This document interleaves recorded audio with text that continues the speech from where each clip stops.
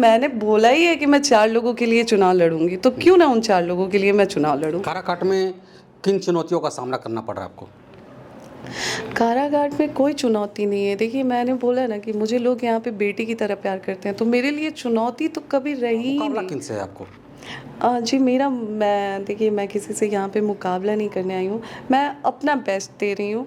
मैं अपने मेहनत पे विश्वास करती हूँ। मैं अपना कर्म कर रही हूँ। ज्योति जी, अगर विधायक बनती हैं, कुछ ही दिन बचे हैं चुनाव के, अगर विधायक बनती हैं तो सबसे पहला काम क्या करेंगे आप? मैं काराकाट को बदल के रख दूंगी, ये मेरा वादा है जनता से। लगा कि अगर मैं पीछे हट जाती हूँ तो मैं क्या बोलूँगी। मैं कल तक बोल रही थी कि मैं 4 लोगों के लिए चुनाव लड़ूंगी, और आज मैं पीछे हट गई। तो मुझे इतना तो पता है कि इतना मैंने बनाया है कि 4 लोगों की कमी तो मुझे कभी होगी नहीं। जी नमस्कार, आप देख रहे हैं A to Z बिहार। अभी हमारी मौजूदगी बिहार के सबसे चर्चित विधानसभा काराकाट में है।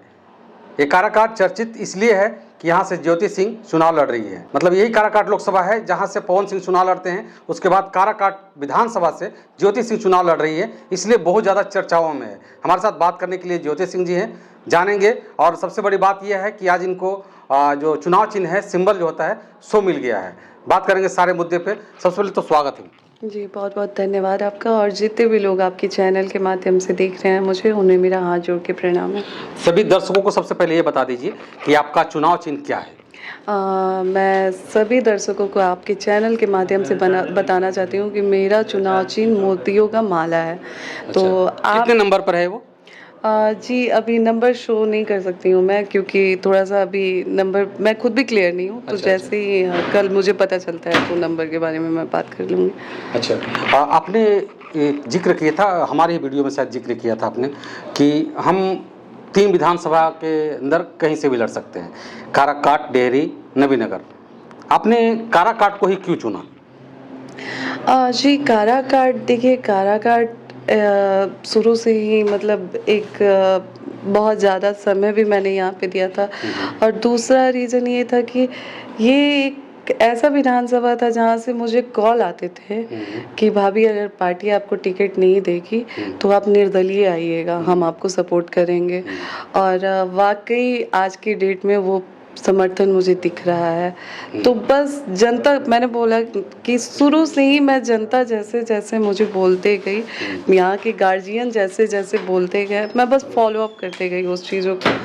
और वही सारी चीज़ें थी। मैं बहुत बैठ के मैंने विचार किया, जब टिकट की को लेके हमारी बात नहीं बनी, तब मैंने बहुत विचार किया कि पहले तो हम यही कंफर्म नहीं थे कि चुनाव लड़े या ना लड़े, और लड़े भी तो विधानसभा कौन सा सिलेक्ट करें। तो फिर मतलब एक होता है कि आपका दिल क्या कहता है। तो शुरू से ही एक दिल से आवाज़ आ रही थी कि नहीं, काराकाट बेस्ट है। और दूसरा रीज़न कि यहाँ से लोगों का फ़ोन भी जाता था, जैसे हमारे गार्जियन का भी फ़ोन आता था कि बेटा, हार या जीत 2 ही चीज़ होता है, तो आओ हम तुम्हारा खुल के समर्थन करेंगे। जी, काराकाट में घूम रही, लगातार भ्रमण कर रही हैं आप, कैसा प्यार मिल रहा लोगों का? जी, लोगों का तो मतलब इतना प्यार मिल रहा है कि मैंने उम्मीद ही नहीं की थी कि एक निर्दलीय प्रत्याशी के रूप में मैं यहाँ पे आऊँगी और लोग मुझे इतना प्यार देंगे। तो लोगों का भरपूर प्यार और समर्थन मुझे मिल रहा है। काराकाट में किन चुनौतियों का सामना करना पड़ रहा है आपको? कारागार में कोई चुनौती नहीं है। देखिए, मैंने बोला ना कि मुझे लोग यहाँ पे बेटी की तरह प्यार करते हैं, तो मेरे लिए चुनौती तो कभी रही ही नहीं। मैं यहाँ पे रात को 2 बजे भी आती हूँ। जैसे अगर सुबह कुछ अर्जेंट होता है तो मैं यहाँ पे तो रात को 2 बजे भी आती थी, 3 बजे भी पहुँचती थी। एकदम मतलब कोई डर मुझे नहीं होता था कि पता नहीं क्या हो जाए, कुछ ऐसा ही मन में आता ही नहीं था। तो इतनी इज्जत और मान सम्मान मुझे यहाँ से मिलती है कि मेरे लिए चुनौती कुछ नहीं है। और जब जनता ही मेरे साथ खड़ी है तो फिर मेरे साथ चुनौती कैसे हो सकती है। काराकाट में देखा जाए तो बहुत प्रत्याशी हैं, जिसमें 3 प्रत्याशी पार्टी से भी हैं। मुकाबला किन से है आपको? जी, देखिए, मैं किसी से यहाँ पे मुकाबला नहीं करने आई हूँ। मैं अपना बेस्ट दे रही हूँ। मैं अपने मेहनत पे विश्वास करती हूँ। मैं अपना कर्म कर रही हूँ। बाकी जनता है, जनता बेहतर जानती है कि हमारे साथ कौन खड़ा होगा, कौन नहीं होगा। और जनता का जो भी डिसीजन होगा वो रिस्पेक्टफुली एक्सेप्ट होगी मुझे। लोगों का बहुत बड़ा सवाल आता है, आपके कमेंट के नीचे आता है कि आप बलिया से आई हैं और अगर विधायक बनती हैं यहाँ से तो फिर आप बलिया चली जाएंगी। जी देखिए, मैं साल भर से, पहली बात तो जो प्रेजेंट टाइम में विधायक जिस जगह के होते हैं, ठीक है, वो लोग यहाँ उस जगह के होके भी चुनाव से पहले दिखते नहीं हैं। तो फिर मैं तो साल 1.5 साल से चुनाव क्षेत्र में बनी हुई हूँ और लगातार सारे त्यौहार, सारी चीज़ें, यहाँ तक कि जनता के सुख दुख में खड़ी रही हूँ। तो ऐसा नहीं है जो ये बात कहते हैं कि आप बलिया की हैं, बलिया फिर चली जाएंगी चुनाव जीत के। तो मुझे बस इतना बता दें कि मैंने तो 1.5 साल दी है और लोगों ने देखा भी है। और पर जो प्रेजेंट टाइम में जहाँ के विधायक जी लोग हैं या नेता जी लोग हैं, तो वो लोग कब दिखते हैं? तो फिर ये सवाल ज्योति सिंह से ही क्यों? सही बात। ज्योति जी, अगर विधायक बनती हैं, कुछ ही दिन बचे हैं चुनाव के, अगर विधायक बनती हैं तो सबसे पहला काम क्या करेंगे आप? देखिए, मैं विधायक बनती हूँ तो मैं महिलाओं की आवाज़ बनूंगी, दलित समाजों के लिए आवाज़ उठाऊंगी, किसानों के लिए आवाज़ उठाऊंगी। देखिए, लाइट, बिजली, पंखा, ये हर लोग बोलता है, और जबकि मुझे लगता है कि लाइट, बिजली, पंखा आज की डेट में हर कोई अपने लिए कर सकता है। तो आप किसी की आवाज़ बनिए ताकि आपके साथ साथ वो भी मजबूत हो। तो मैं सबसे पहले अपने किसानों के लिए आवाज़ उठाऊंगी, दलित मतलब जो हमारे दलित समाज के लोग हैं उनकी आवाज़ बनूंगी, महिलाओं की आवाज़ बनूंगी। और मैं पूरी कोशिश करूंगी कि मैं अपने विधानसभा में मतलब पूरे ऐसे काम करूं कि लोगों को बाहर ना जाना पड़े यहाँ से।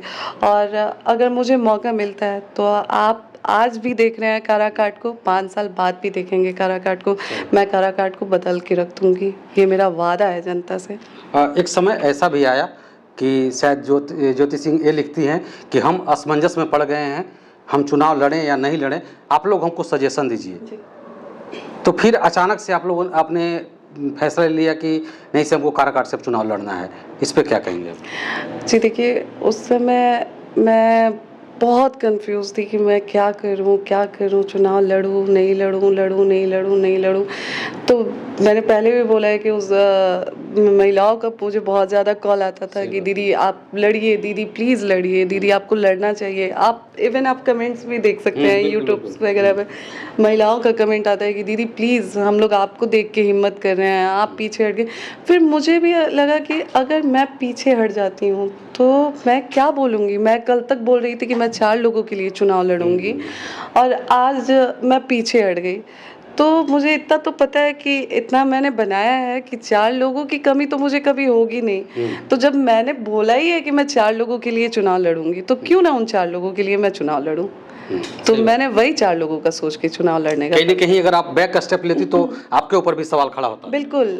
देखिए, मैदान मैंने अपने भगवत गीता में पढ़ा था कि आप कर्म करिए, फल का अपेक्षा मत रखिए, मैदान से मत भागिए, मैदान में डट के सामना करिए और आपका कर्म जैसा होता है उस हिसाब से फल मिलता है। तो फल की अपेक्षा किए बगैर आप कर्म करते जाइए। मैं भी वही कर रही हूँ, मैं कर्म करते जा रही हूँ। मुझे नहीं पता कल क्या होना है क्या नहीं हुआ, लेकिन मैं अपना बेस्ट दे रही हूँ। और मुझे लगता है कि कल को मुझे ये अफसोस ना हो कि मुझे मौका मिला था खुद को साबित करने का, पर मुझसे चूक हो गई, तो मैं अपना बेस्ट दे रही हूँ। चलिए, तो